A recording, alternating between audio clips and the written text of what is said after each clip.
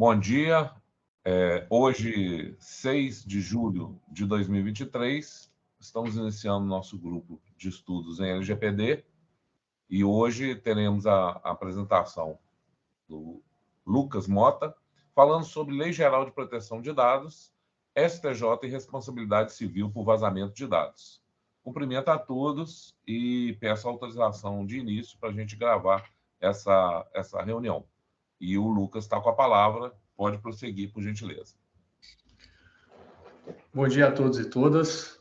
É um prazer retornar aqui ao grupo de estudo, dialogar sobre os temas que a gente diariamente debruça, estuda, discute. Enfim, é uma oportunidade ímpar ter vocês aqui e dialogar, aprender um pouco sobre a Lei Geral de Proteção de Dados e sobre o aspecto jurídico quanto ao aspecto técnico. Gostaria de agradecer aí ao Orozimbo e o Pedro, que não estão presentes, mas já deram todo o suporte à distância e num tempo oportuno.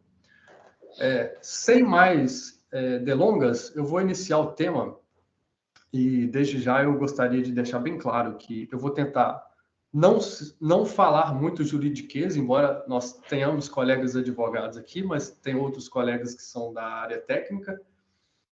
E caso eu utilize um pouco de juridiquês e fuja ao entendimento, ao vocabulário dos colegas que são da área técnica, vocês podem ou me interromper ou, ao final, anota aí a dúvida, pergunta o significado da palavra e a gente dá um jeito de traduzir para o nosso português e não ficar apenas no juridiquês.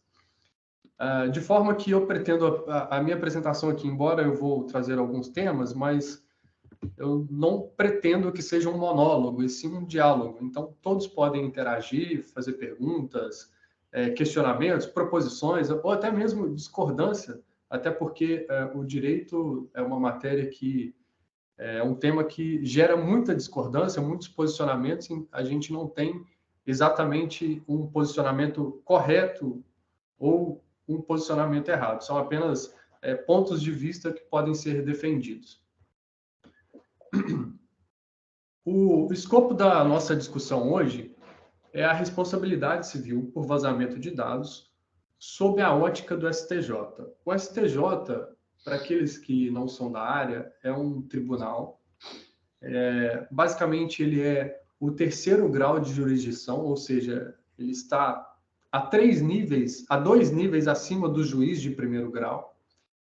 E a missão do STJ é basicamente julgar recursos que apontam violação a uma lei federal. Entre outras hipóteses, o STJ tem uma competência muito ampla, mas para efeitos de uma didática aqui, a gente vai focar apenas nessa competência de julgar recursos que ofendem a leis federais. Inclusive, eu gostaria de ressaltar que ano passado, quando eu apresentei uma live aqui acerca da retrospectiva da proteção de dados em 2022 e as perspectivas para 2023, quando eu fui tratar do tema perspectivas para 2023, eu disse que eu apostaria que em 2023 o STJ daria alguma decisão relevante sobre o tema responsabilidade civil no âmbito da Lei Geral de Proteção de Dados. Claro que essa aposta minha não foi, uma aposta cega, A gente vem acompanhando alguns recursos especiais, que são os recursos que são julgados pelo STJ. Então, nós viemos acompanhando alguns recursos especiais com temas relacionados à Lei Geral de Proteção de Dados, inclusive o tema responsabilidade civil, que é um tema importantíssimo. Depois a gente vai explicar todo o conceito do que é responsabilidade civil, mas é um tema extremamente importante, uma vez que a Lei Geral de Proteção de Dados, de forma proposital, ela tem talvez uma omissão acerca do regime da responsabilidade civil. Mas isso é uma discussão para talvez outro dia, enfim. Prosseguindo aqui na apresentação, todos estão conseguindo ver os slides? Está perfeito para vocês? Para mim está super bem. O áudio está chegando bem? Bem também. Ok. Inicialmente, eu gostaria de trazer um conceito de responsabilidade civil. E aí, eu gostei desse conceito de um professor clássico. Quem é do direito certamente já ouviu falar do professor Silvio Salva Venosa. E é um conceito simples que eu acho que, tanto para nós do direito, quanto para quem não é do direito, vai conseguir compreender o que é responsabilidade civil. E como vocês estão vendo aí, né, a responsabilidade civil é utilizada em qualquer situação no qual uma pessoa natural, ou seja, pessoa física, ou uma pessoa jurídica, deva arcar com as consequências de um prejuízo, um fato danoso, um ato danoso que ele cometeu. E é legal também comentar que a responsabilidade civil ela pode vir por ato ou por omissão. Então, isso é talvez de suma importância para a Lei Geral de Proteção de Dados, na medida em que a Lei Geral de Proteção de Dados prevê uma série de obrigações de mitigar riscos de vazamento de dados. Uma vez que uma empresa não cumpre essas obrigações, ela estaria sendo omissa, e acontecendo um vazamento de dados, é possível responsabilizar essa empresa por conta desse vazamento de dados.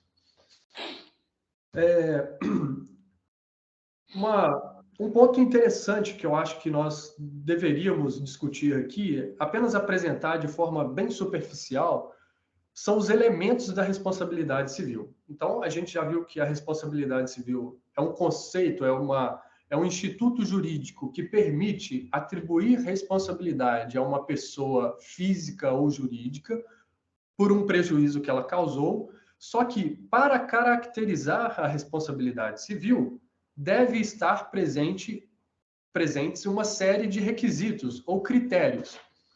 Então, a gente precisa ter, naquele fato, naquele acontecimento, uma conduta lesiva. E aí, quando eu digo conduta, ela pode se caracterizar também por omissão. Um dano, ou seja, um prejuízo, um nexo causal. O que é o nexo causal? E aí eu me lembro que o Pedro que gosta dessa palavra, que diz ele que os advogados, quando querem explicar uma coisa, sempre falam no nexo causal. O Pedro não está aqui, mas depois ele certamente vai assistir na gravação. O nexo causal é exatamente como se fosse uma linha que ligasse a conduta ao dano, ao prejuízo. Em tese, seria o nexo causal. Depois eu vou mostrar para vocês, de forma esquematizada, esses três elementos, a conduta lesiva, o dano e o nexo causal. Num esquema que é muito simples e é mais fácil de compreender visualmente. E nós temos também um quarto elemento chamado elemento subjetivo, que em determinadas hipóteses de responsabilidade civil, é necessário apurar se há culpa ou dolo do agente causador do prejuízo. Então, a gente teria aqui, em tese, quatro elementos. Conduta lesiva, né? Por exemplo, conduta lesiva de uma empresa que violou a Lei Geral de Proteção de Dados. Um vazamento de um e-mail enviado para um público que não era destinatário daquela mensagem. É uma conduta lesiva. Vazou vários dados pessoais. O dano, que é o vazamento em si, né? O prejuízo, eram dados, por exemplo, dados pessoais sensíveis que agora tornaram-se públicos, né? Violou a intimidade daquele titular de dados, violou os direitos da personalidade daquele titular de dados pessoais. E o nexo causal, que é exatamente essa linha que liga a conduta lesiva ao dano.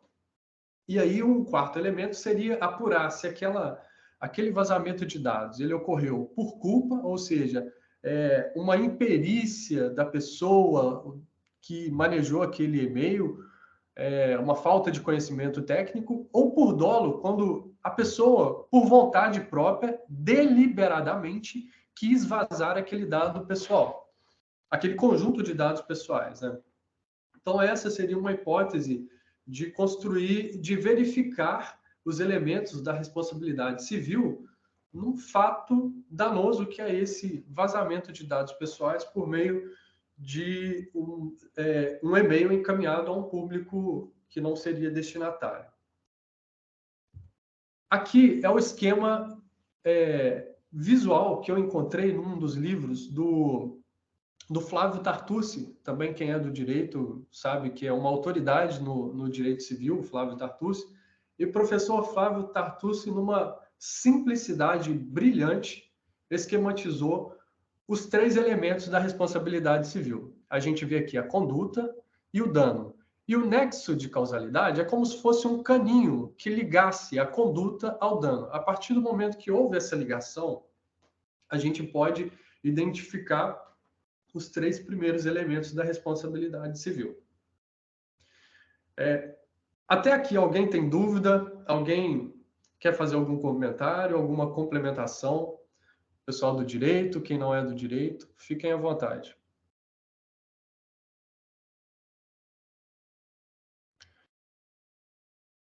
Perfeito.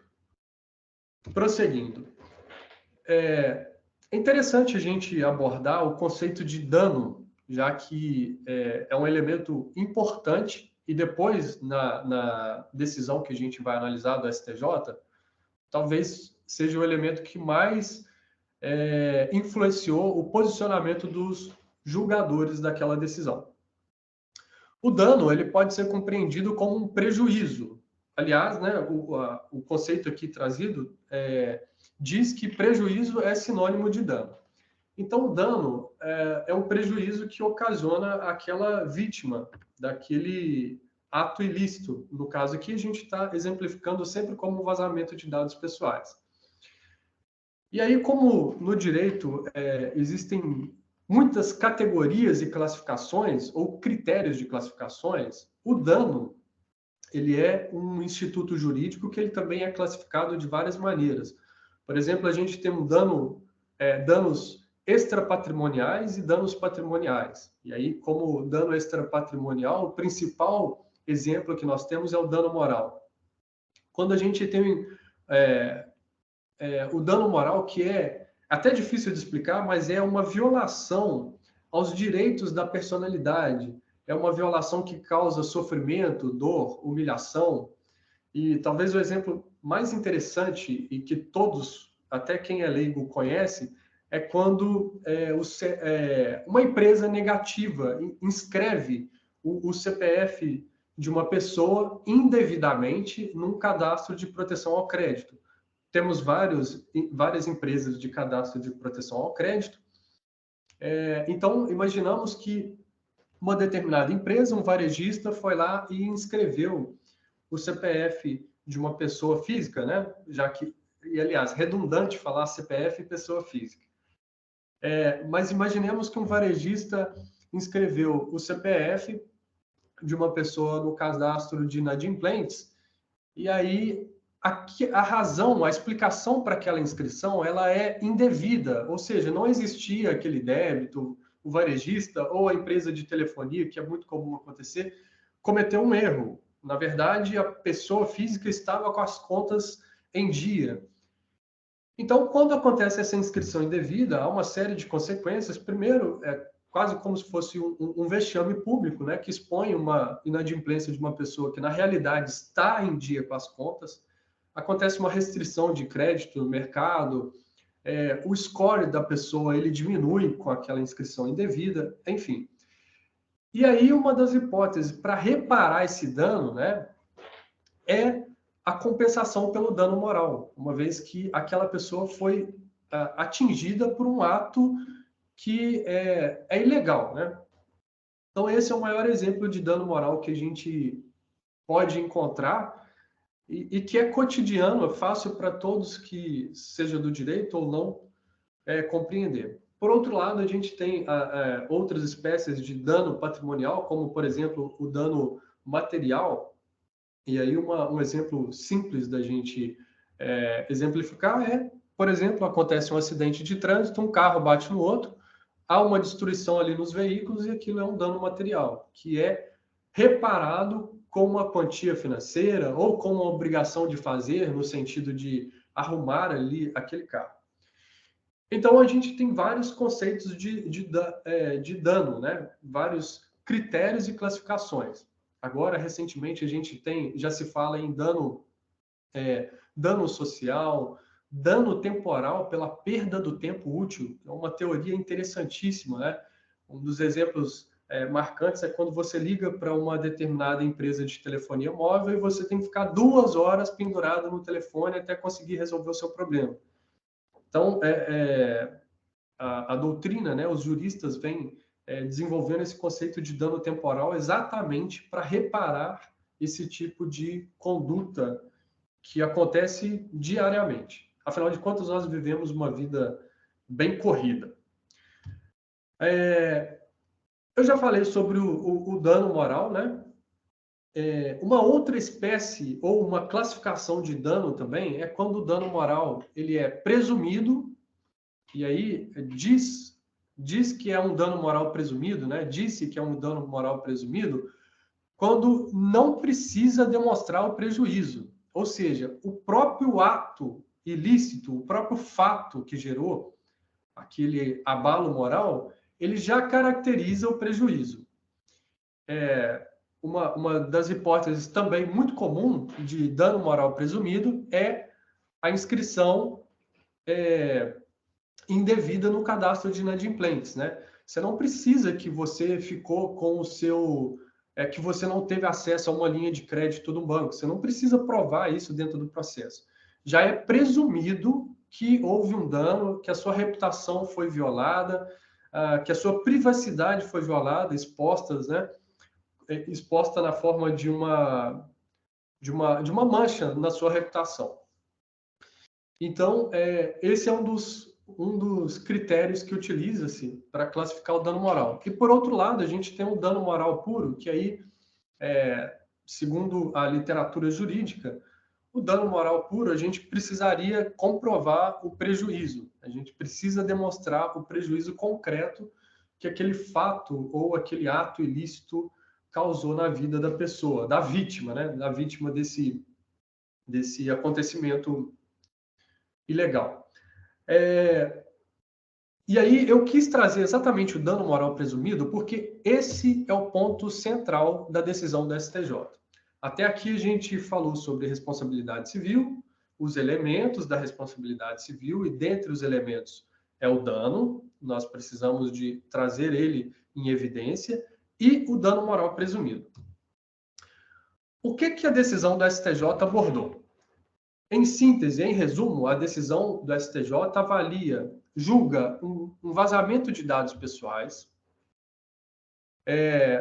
a responsabilidade civil da empresa que vazou esses dados pessoais, e aí, sob a ótica da reparação do dano moral. A pessoa que teve os dados vazados estava pedindo uma reparação, uma indenização por dano moral.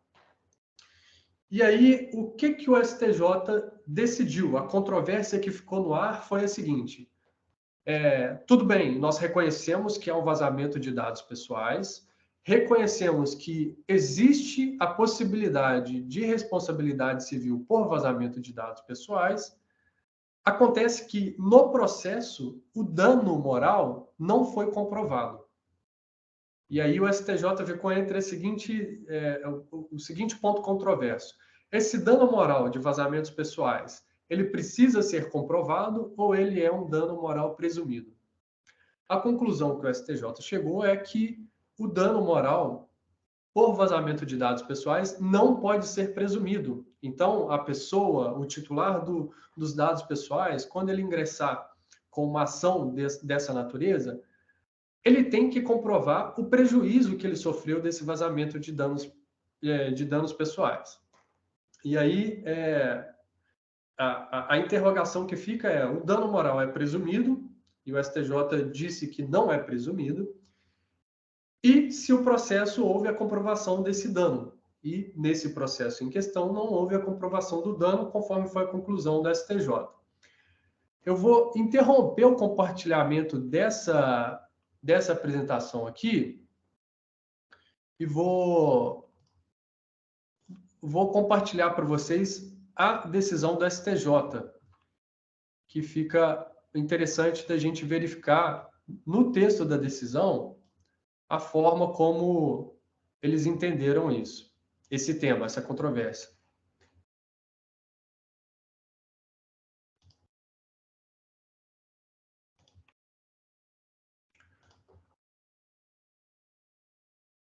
Ô Dante, eu não estou conseguindo compartilhar. Ah, não, já achei aqui, tá no cantinho aqui. Só um minutinho.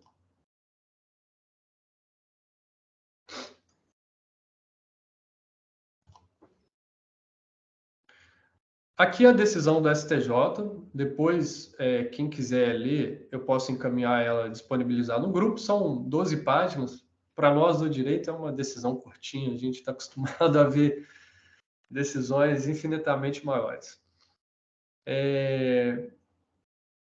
E aqui na ementa, né, a ementa é um resumo da decisão, a gente encontra aqui no ponto 5 a seguinte conclusão da STJ. O vazamento de dados pessoais, a despeito de se tratar de falha indesejável no tratamento de dados da pessoa natural por pessoa jurídica, não tem o condão, por si só, de gerar dano moral indenizável.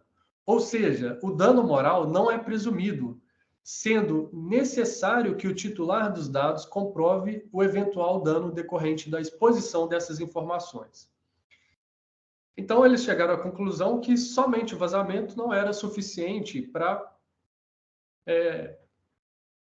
vincular a uma reparação por dano moral, a uma indenização por dano moral. Tem até uma conclusão aqui, salvo engano, na página 11, que eu quero demonstrar para vocês que interessante o posicionamento do STJ acerca desse tema.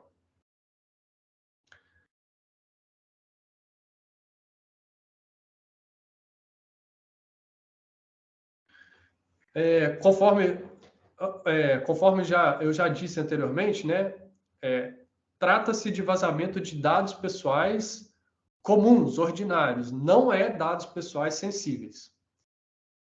E aí o caso aqui, gravem bem, dados pessoais comuns, não são dados pessoais sensíveis.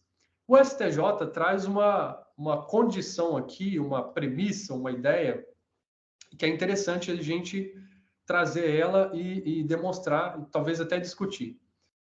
Diferentemente, seria se de fato estivéssemos diante de vazamento de dados sensíveis, que dizem respeito à intimidade da pessoa natural. A gente pode talvez extrair dessa conclusão que se fosse uma hipótese de vazamento de dados sensíveis, não haveria necessidade de comprovar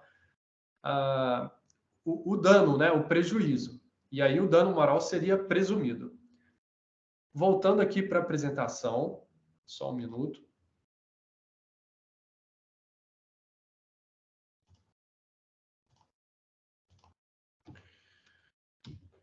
Perfeito. O trecho da decisão, eu até anotei aqui para vocês, mas eu busquei lá na decisão da STJ, que aí demonstra diretamente no arquivo, a gente já comentou. Há uma posição também que me saltou, me trouxe uma admiração, foi um comentário na decisão da seguinte forma. Primeiro parágrafo. Na mesma esteira, merece êxito o apelo especial no ponto em que defende não ser possível indenizar por dano moral o vazamento de dados informados corriqueiramente em diversas situações do dia a dia. Então, o STJ está dizendo basicamente que não precisa indenizar o vazamento de dados pessoais que no dia a dia a gente compartilha e informa para a pessoa em várias ocasiões, CPF, identidade, etc. Depois a gente pode até discutir acerca da razoabilidade desse entendimento aqui no âmbito da decisão. Prosseguindo, fazendo mais uma vez um resumo da decisão, né, para os colegas que não são da área, principalmente, a decisão reconheceu o vazamento de dados.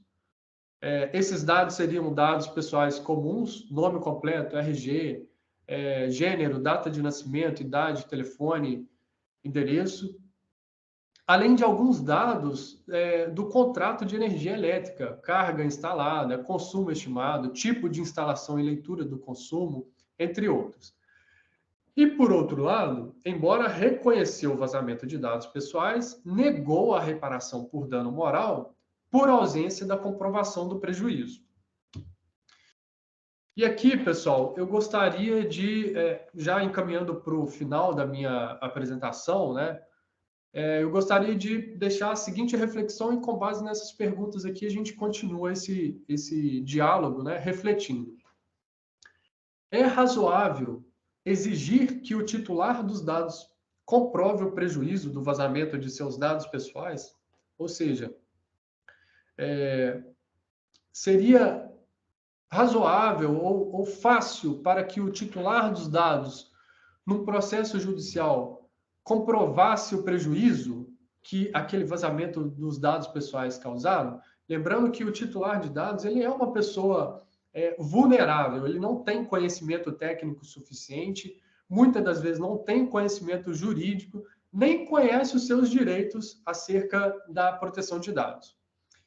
E aí, também uma segunda reflexão, mais direcionada, talvez, aos colegas advogados, embora os colegas da área técnica também, como se daria a comprovação do prejuízo? Ou seja, como que comprovaria o prejuízo do vazamento dos dados pessoais num processo?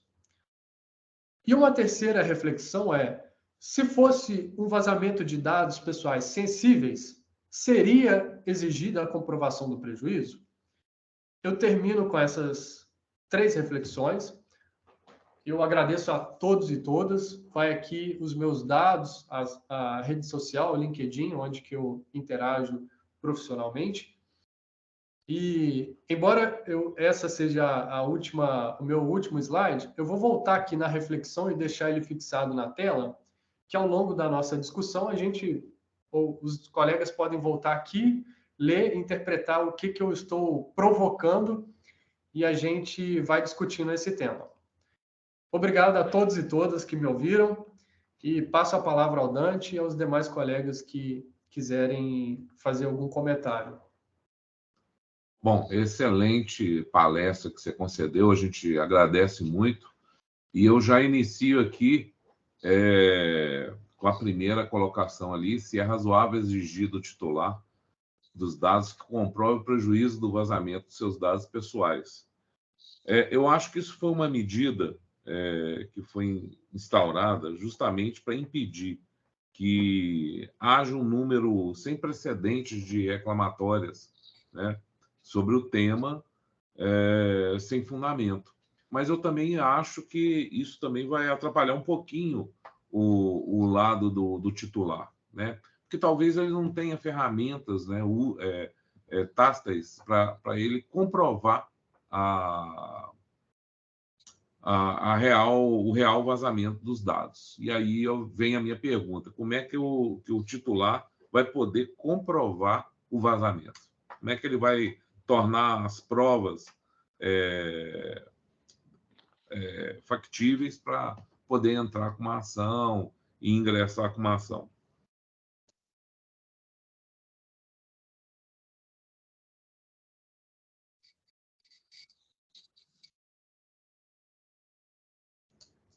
Lucas? Olá, Dante. Parece que tem mais 2 pessoas com a mão levantada. Pode seguir, gente. Quem está com a mão levantada aqui em primeiro lugar é o João, depois a Maria Lúcia e depois o Fábio. Bom, por ordem de preferências, vamos deixar a Maria Lúcia, então, falar primeiro que eu. Sobre a questão que o Dante estava colocando, não me parece que seria razoável o titular comprovar o vazamento, mas ele poderia comprovar se houve algum prejuízo para ele. Após o vazamento, vamos supor que tenha tido uma fraude no qual o titular foi impactado, né? Pegaram os dados dele e abriram, por exemplo, uma conta, fizeram uma aquisição em nome dele, fizeram outro contrato em nome dele, do qual ele não tinha conhecimento. Então, houve uma fraude a posteriori ao vazamento. Então, o vazamento em si teria provocado um prejuízo para o titular, que seria passível de comprovação. Se houve qualquer uso indevido daqueles dados vazados, então ele poderia comprovar. A dificuldade, na minha opinião, é comprovar que é daquele vazamento específico. Por isso que o juiz, talvez, ao falar em dados comuns, por exemplo, o nosso telefone, para quantas pessoas damos o nosso telefone? O nosso e-mail, para quantas pessoas damos o nosso e-mail? Então, ele teria que identificar, e aí não é tão razoável assim, o prejuízo, sim, ele consegue identificar, porque houve uma fraude a partir de um vazamento e que impactou o titular. Mas se a fraude é decorrente daquele vazamento específico, aí sim é mais difícil para o titular, porque os dados comuns, como disse o juiz, né, que chamou de dados comuns, esse nós realmente disponibilizamos aí extensamente. Mas não houve vazamento de todos, daqueles que a gente forneceu. Então, houve algum vazamento específico a que ele está se referindo. O difícil, me parece, o nexo causal aí, eu não sou advogada, o Lucas pode nos ajudar aí, me parece que a dificuldade seria esse nexo causal aí entre aquele vazamento e o dano específico. Mas comprovar um prejuízo é possível por parte do titular, na minha opinião.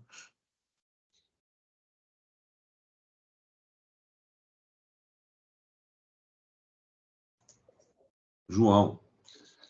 Em primeiro lugar, parabenizar o Lucas aí pela apresentação, e muito interessante, muito legal. E como eu dei a palavra para a Maria Lúcia, ela falou exatamente o que eu ia falar, porque a comprovação desses dados é possível comprovar em algumas situações, mas a gente há de convir que realmente, se comprovar que foi daquela situação ali, eu acho muito complicado, porque todos os nossos dados de nome, endereço, CPF, isso está em qualquer catálogo, na Rua da Alfândega, na Rua da Carioca ou na Avenida Paulista, entendeu? Ou numa avenida principal de qualquer cidade. Então, provar que foi daquele problema é que eu acho que é a grande questão, o grande X da questão. É isso.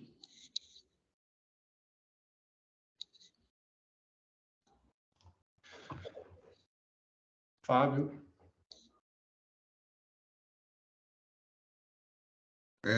Eu estava com um problema no áudio. Nesse momento, vocês me ouvem bem? Sim, eu estou ouvindo bem. Ok. Agradecer a organização de mais um encontro, parabenizar pela apresentação e agradecer por mais uma aula, Lucas, que você proporcionou. Como sempre, com muita clareza e pertinência nos seus argumentos. A primeira questão, né, se é razoável exigir que o titular dos dados comprove o prejuízo, é uma celeuma, né, que está se pondo, porque, na minha interpretação,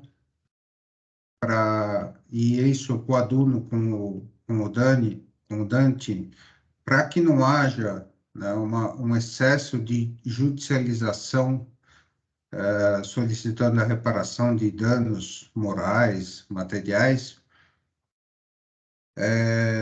houve essa exigência para que houvesse a comprovação do dano. Mas isso depende de caso a caso, né? Por isso que os órgãos, a título de exemplo, o Banco Central, disponibiliza uma ferramenta gratuita para que, havendo um incidente de vazamento de dados e o titular sendo avisado, ele possa acompanhar se há alguma movimentação de caráter estranho ou suspeito com seus dados, como empréstimo, financiamentos, que vá prejudicá-lo financeiramente. Isso independe da reparação do dano em si, né, das preocupações. O STJ, têm entendido, pelo menos no que acompanho, que o dano moral são meros aborrecimentos da vida, são causas do cotidiano, que todo mundo está sujeito a passar por esses problemas, digamos assim, como um vazamento de dados, incidentes, e aí eu não vou entrar na temática de dados sensíveis ou não, e simplesmente como dados, né? E eu vou trazer a título de exemplo rapidamente, porque no artigo 2º da LGPD, fala que, artigo 2º, inciso 1º, fala do respeito à privacidade. Num julgado, uma rede social, isso foi em 2020, veiculou a foto de uma moça em sites de conteúdo adulto.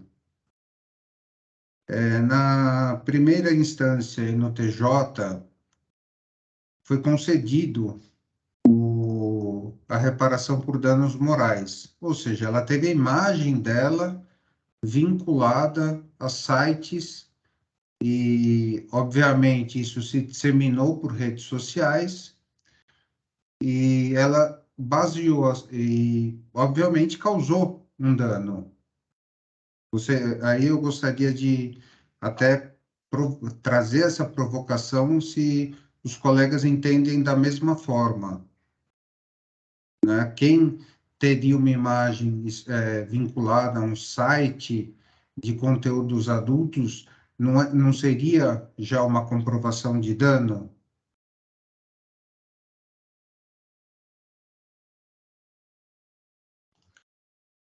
Fábio, eu concordo com você. Essa situação, né, que você trouxe, ela é ainda mais grave, né? Então, Isso vincula toda a reputação, principalmente as mulheres que sofrem preconceito e pressões da sociedade. Certamente, eu imagino que o prejuízo estaria comprovado nessa situação. É a opinião exatamente. minha. E eu concordo, compartilho da sua opinião.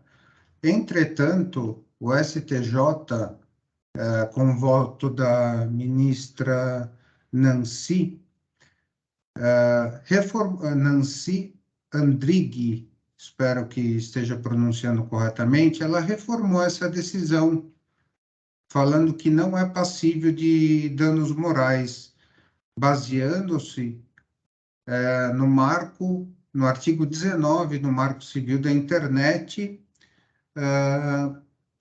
contrariando o entendimento do TJ, como porque o site que vinculou a imagem dela, após a reclamação de todo o processo, durante o processo, retirou. Então, isso foi passível de não repará-la moralmente pelo dano causado.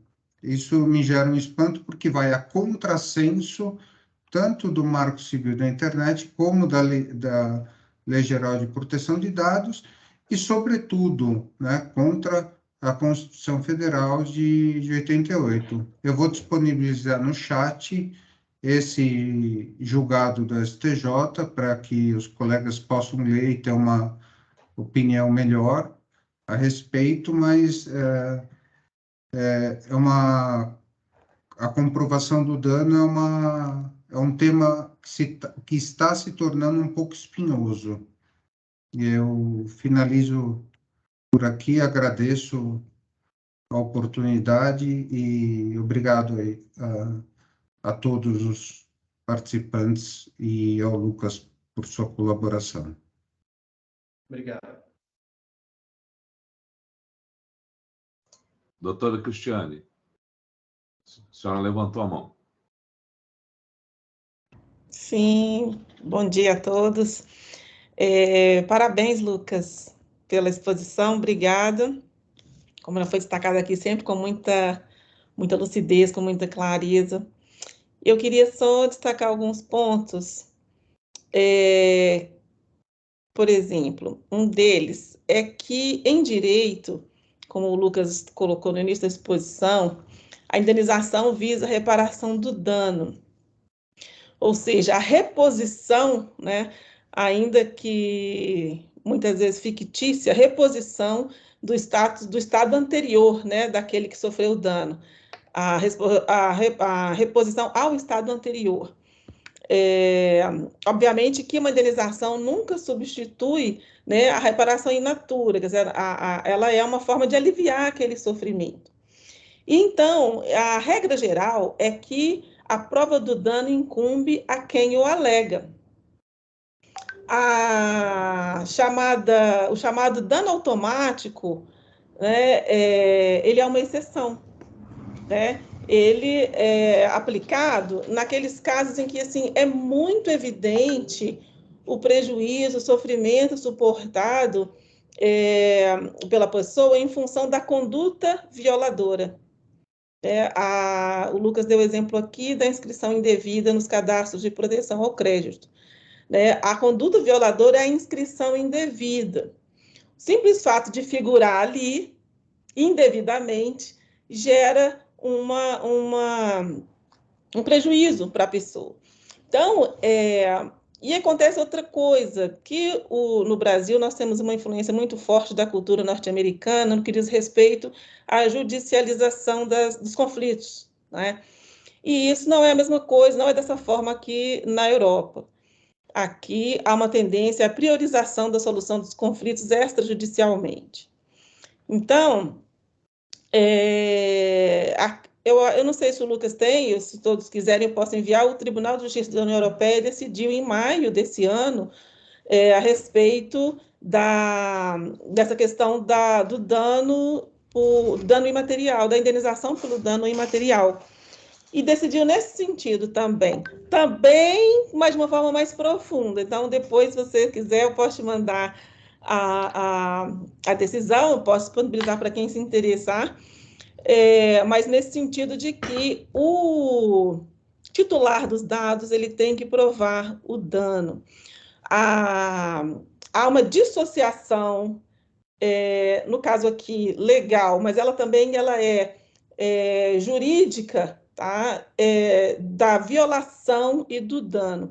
Nem toda violação da lei vai importar em dano. E alguém precisa ser o responsável por provar esse dano no processo, seja o autor, seja o réu, né?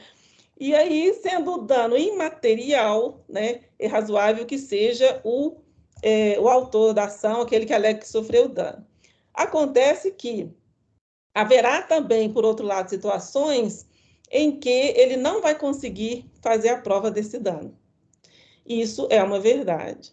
E o direito tem que lidar com isso. Foi dito aqui também com relação à natureza dos dados, né? Se são dados sensíveis, não necessariamente sensíveis no sentido da LGPD, né? Mas se são dados que causam uma sensibilidade maior ou que às vezes a sua simples exposição já gera um dano para o seu titular. E aí foi bem colocado aqui pelo que falou antes de mim, desculpa, esqueci seu nome, que é a questão de ser caso a caso. Eu acredito que também vai ser assim no Brasil. Não é, porque quando saiu essa decisão do STJ, especialmente as pessoas que trabalham com proteção de dados, ficaram assim muito desanimadas, assim, mas não é possível e tal. Mas isso é olhar a questão sobre um viés único, né? E ela não tem uma via só. Também já foi colocado aqui a exploração, o abuso, né? A possibilidade de abuso, se reconhece que a mera violação de dados gera dano imaterial. Né? E não é verdade que não é assim, de fato. Né? A gente tenta, com isso, aproximar de uma outra situação, que essa sim que é real, é que, às vezes, haverá o dano e o titular não vai conseguir fazer a prova dele. Né? Mas para o tribunal dar esse salto, né, me parece que não seria razoável, porque ele colocaria todas as situações. Agora, imagine sob a ótica do controlador, do agente de tratamento de dados. né, do pequeno, do médio, qualquer violação importa automaticamente em dano para o titular dos dados. Ele fecha a porta em 2 semanas, né? Então, o direito lida com essas questões muito delicadas e nem sempre é possível, infelizmente, acolher todas as situações. Mas eu acredito que a gente avançando no Brasil com a cultura da proteção de dados, a gente consegue acalmar um pouco, talvez, os ânimos nesse sentido, porque quando se tem uma ótica voltada para a indenização, tudo no Brasil é busca de indenização. A indenização é judicialização e indenização. Isso inviabiliza, né, uma decisão que acolha esse entendimento mais elástico, né, porque vai causar talvez um número maior de injustiças e de repercussões em outras ordens, na ordem econômica e tal, e social, porque vai sujeitar, sim, inúmeros agentes de tratamento de dados a ações indenizatórias, né? E o precedente é um perigo. Então, eu também acho que as soluções tendem a ser casuísticas. Quando for visível que aquela exposição daqueles dados gera um constrangimento, gera um dano para o seu titular, vai haver, sim, condenação a indenizar, né? Mas, apesar da fundamentação dessa decisão do STJ ser um tanto quanto assim rasa, né? A questão ela merecia que se debruçasse e se apresentasse uma fundamentação mais robusta, enfim, mas a solução em si me parece razoável, dada a situação com a qual nós estamos lidando e o momento de uma muito pequena ainda maturidade do Brasil, da sociedade brasileira em proteção de dados pessoais. É isso. Obrigada. Obrigado, Cristiane. Mais alguém? João está com a mão levantada. Bom, então vou agradecer a todo mundo e encerrar a minha participação, que, na verdade, peço desculpa que eu esqueci a mão levantada. Tá joia? Então, aprendi bastante hoje, mais uma vez. Parabéns ao Lucas, parabéns a todos na palestra. Obrigado, João. Obrigado a todos que interagiram, fizeram seus comentários. Eu acho fantástico essa segunda parte do nosso encontro, que é quando começam os diálogos, os posicionamentos. Acho que é ainda mais enriquecedor do que a primeira parte, que é só uma exposição do tema. Só trazendo uma informação aqui, que eu esqueci de compartilhar com vocês, é que eu não acessei o processo na primeira instância, onde que se discute mais as questões probatórias.